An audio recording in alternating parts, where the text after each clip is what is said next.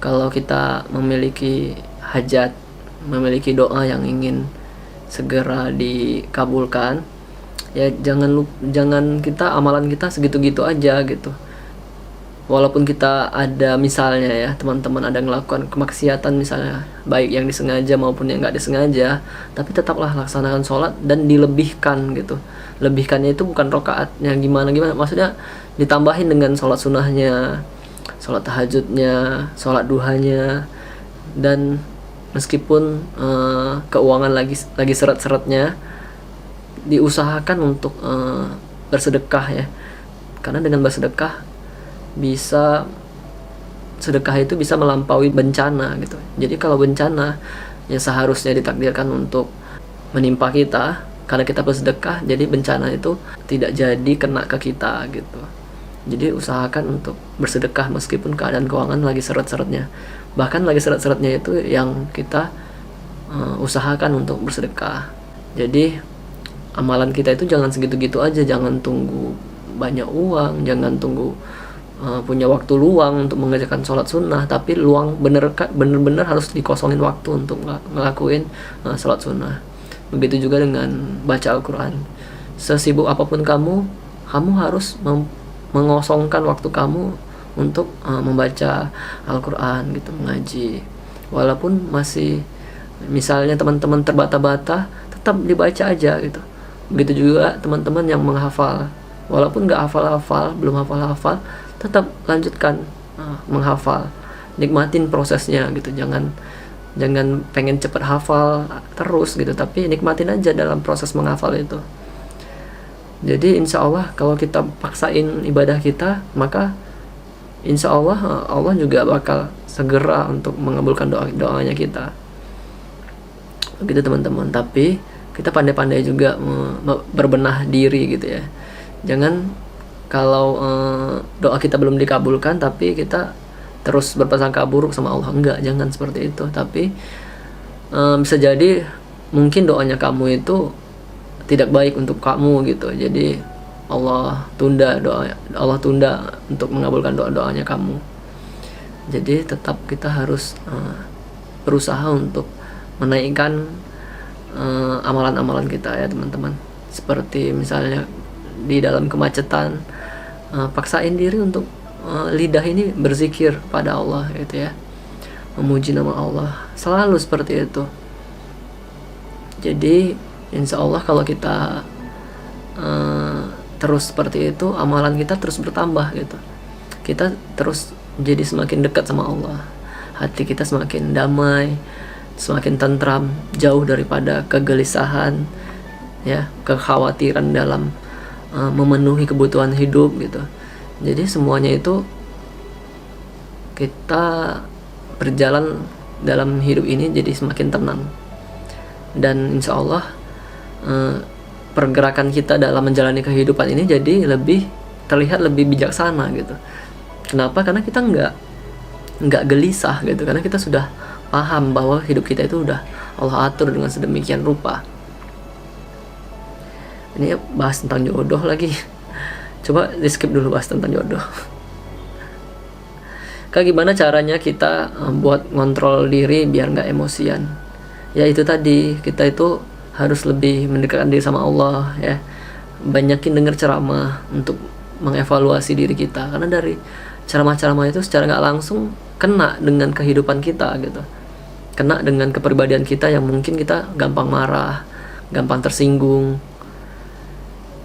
Kayak kita harus benar-benar memuji nama Allah tuh dengan sangat sangat menjadi seorang hamba lah intinya. Benar-benar kita turunkan ego kita gitu. Jangan kita sombong berjalan di dunia ini ya. Jangan kita merasa kita itu mampu tanpa Allah gitu, jangan. Kayak misalnya kita sakit, kita berobat ke dokter ya, seperti orang-orang itu lebih banyak kayak menuhankan dokter gitu, bahwa segalanya itu di tangan dokter gitu. Padahal hal pertama yang harus kita lakukan itu sebenarnya harus berdoa, minta sama Allah.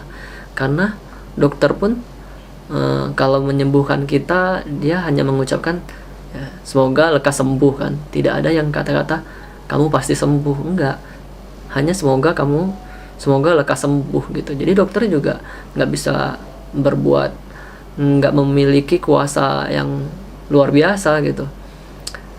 Jadi pertamakan dulu Allah gitu ya, dahulukan dulu Allah gitu. Banyak dari kita itu Allah itu di nomor sekian kan, bahkan di nomor paling akhir gitu Allah itu kita buat. Jadi sebisa mungkin kita buat Allah itu berada di urutan pertama dalam kita memohon, meminta pertolongan. Jadi Allah pun mendahului doa kita gitu. Kalau kita gimana ya, jadikan Allah itu pilihan terakhir, juga Allah juga memperlakukanmu jadi seperti itu juga, ya kan? Jadi benar-benar sama Allah tuh harus yakin, belajar yakin ya teman-teman. Jangan jadikan Allah pilihan terakhir dalam kamu meminta pertolongan.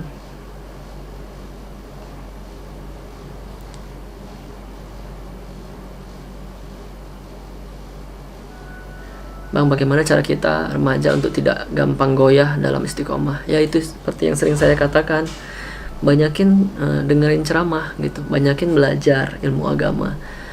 Jadi kalau kita banyak belajar ya, insya Allah ilmu itu kan cahaya ya, cahaya bagi kehidupan kita. Jadi kita tuh kalau nggak ada cahaya kan gelap gulita. Gimana caranya kita berjalan di suatu jalanan kalau itu keadaannya gelap gulita? Maka kita butuh cahaya.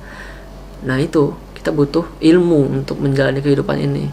Kalau kita nggak ada ilmu, kita bakal gampang goyah dalam berusaha istiqomah. Itu kita gampang goyah, gampang imannya naik turun. Jadi setiap hari usahakan dengerin ceramah, dengerin nasihat dari orang-orang yang sering memberikan kita nasihat, yang mana orang tersebut ya kita doakan juga orang yang memberikan kita nasihat gitu. Semoga kembali padanya keridhaan Allah ya. Jadi setiap harinya usahakan untuk dengerin ceramah, dengerin ilmu-ilmu ya. Jadi kita selalu istiqomah dan kita harus paksain gitu. Apapun itu yang namanya ibadah itu harus kita paksain.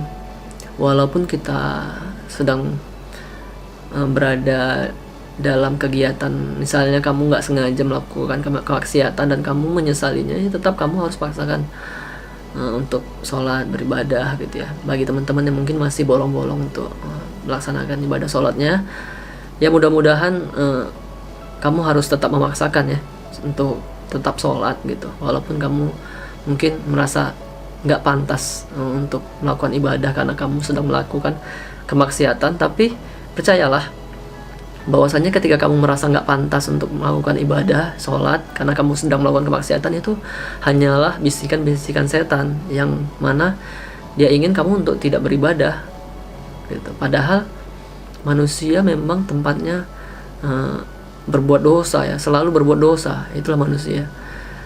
Jadi dengan maha pemurahnya Allah, pengasih dan penyayang, Allah pasti selalu memaafkan kita gitu ya. Maka memohon ampunlah setiap harinya, beristighfarlah setiap harinya, dan tetap melaksanakan perintah agama ya. Walaupun kamu misalnya ya berjudi, melakukan riba gitu, tetaplah lawan kegiatan kemaksiatan itu dengan sholat. Dengan sholat tersebutlah nanti kamu insya Allah jadi merasa malu berhadapan dengan Allah gitu ya, di dalam sholat kamu.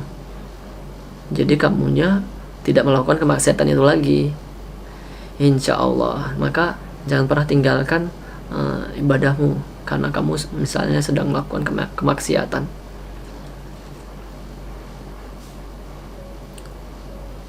Gitu teman-teman, paksakan ibadah itu ya teman-teman. Misalnya kamu cuman sholat wajib aja, paksain lah untuk sholat sunnah. Jangan sholat kita segitu-gitu aja tapi doa kita bertambah-tambah gitu. Memang bagus banget kita itu banyak berdoa.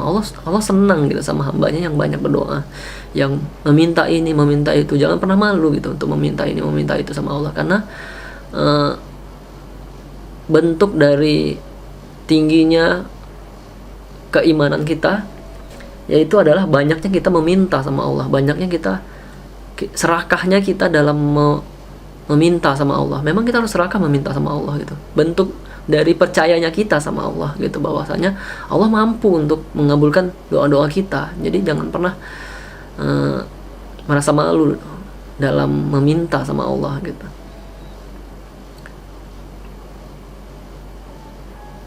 Oke teman-teman, gitu. Jadi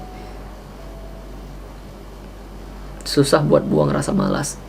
Rasa malas nggak bisa dengan mudah kita buang gitu. Tapi kuncinya hanya untuk gerakkan diri kamu, start doing ya, do something. Mulai dari hari ini juga gitu, untuk kamu melakukan ibadah gitu. Nggak ada cerita lagi kamu nggak melakukan ibadah gitu, kamu paksain.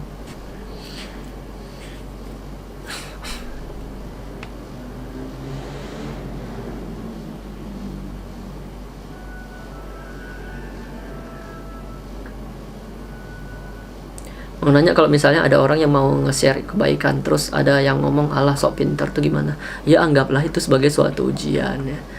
Nggak apa-apa, memang di dunia ini memang selalu ada orang yang selalu nyinyir ya.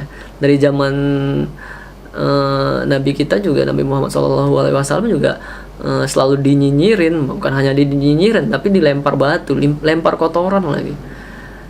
Dianggap orang gila apalah. Tapi ya tetap kita harus share kebaikan gitu ya, share video-video motivasi, share nasihat-nasihat, dan mudah-mudahan dari hal tersebut berbalik ke kita ya, seperti bola kasti yang kita lempar ke dinding, maka itu akan kembali ke kita. Seperti itu juga dengan pesan-pesan kebaikan yang kita sampaikan ke orang-orang, maka kebaikan itu akan memantul ke arahnya ke kita gitu. Apa yang kita tanam itu yang kita tuai kan.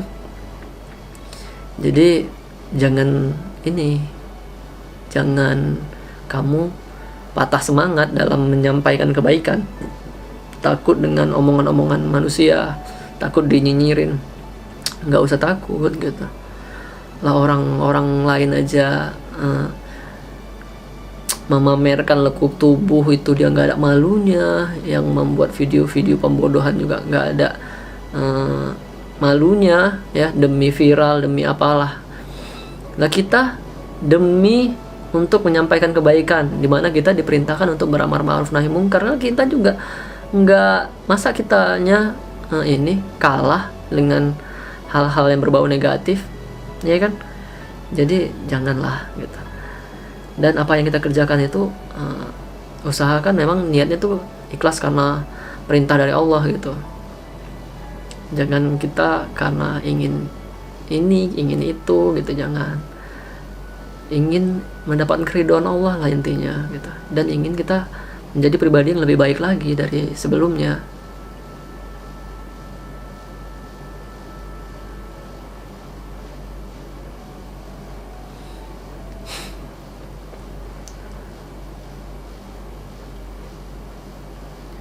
Kata Ustadz Abdul Somad juga gitu.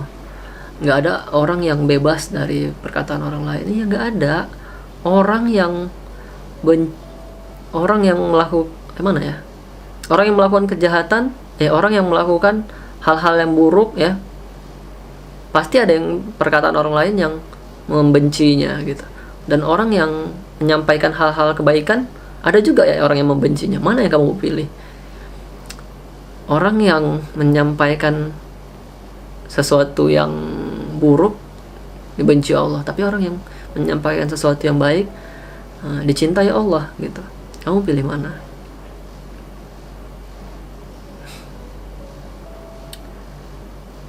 Pastilah lebih banyak orang yang menyukai orang yang selalu menyampaikan sesuatu yang baik, pesan-pesan nasihat yang baik gitu. Dan apa yang kita tuai ya, kebaikan tersebut, maka kita akan apa yang kita tabur itu yang kita dapatkan nantinya ya teman-teman. Jadi sebarkanlah kebaikan. Insya Allah kebaikan itu akan mendatangi hidup kita gitu.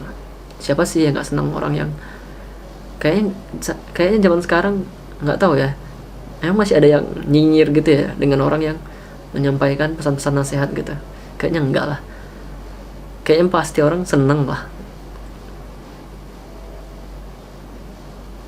Sejahat-jahatnya orang pasti pengen juga dia berusaha untuk jadi baik gitu. Sejahat-jahatnya orang juga, sepenipu-penipunya orang juga nggak suka itu untuk ditipu, ya kan. Jadi sejahat-jahatnya orang juga pasti seneng dengan orang yang baik gitu.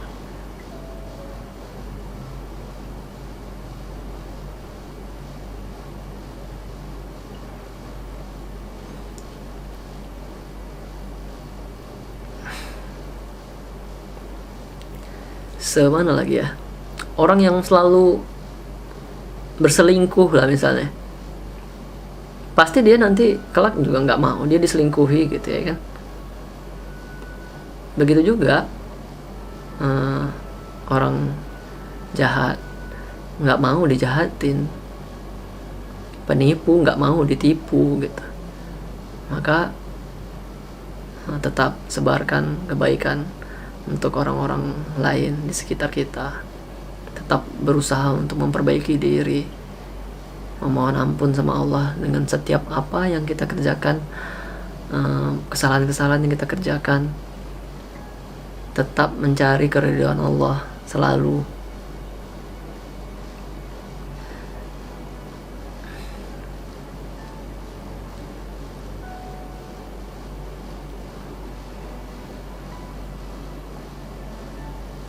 Ya udah teman-teman, segitu aja. Saya ada hal lain yang mau saya kerjakan. Sampai jumpa di next live berikutnya. Bye bye. Assalamualaikum warahmatullahi wabarakatuh.